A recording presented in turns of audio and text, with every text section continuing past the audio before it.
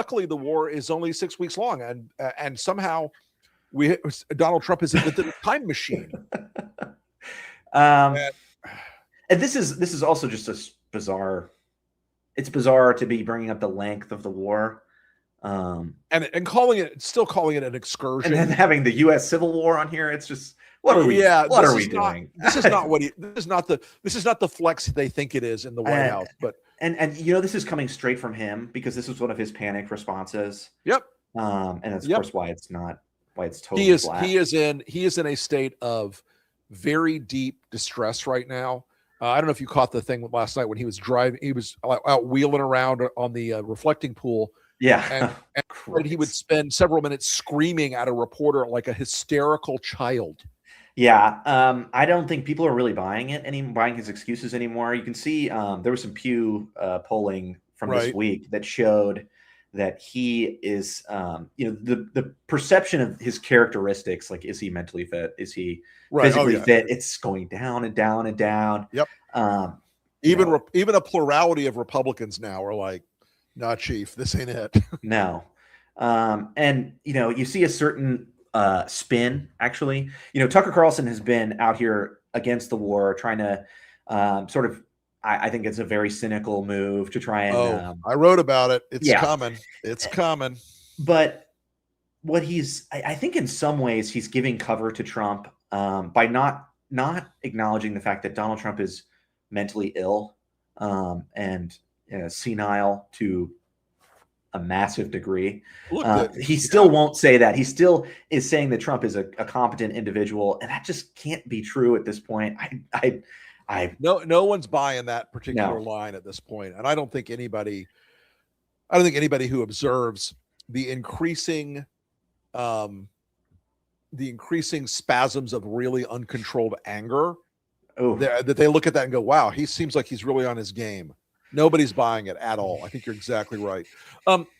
So we've also had another round of redistricting kerfuffle this week with Tennessee, which is why, and I've said this elsewhere, I'm not going to make this show about one of my rants, but Democrats in New York right now, Kathy Hochul, call an emergency session, just like these guys are doing based on the Supreme Court decision. They say, oh, it's an emergency. The Supreme Court made it. And then you redistrict out down to one Republican. You can reduce New York's delegation to one Republican if you do the math. Just do it. Just fucking do it. These people are bringing the proverbial gun to the knife fight. Yeah. Okay. And Democrats are like, oh, a knife fight with a gun? Oh, I can't do that. I'm going to bring a policy folder. Get moving, and they will stop doing this.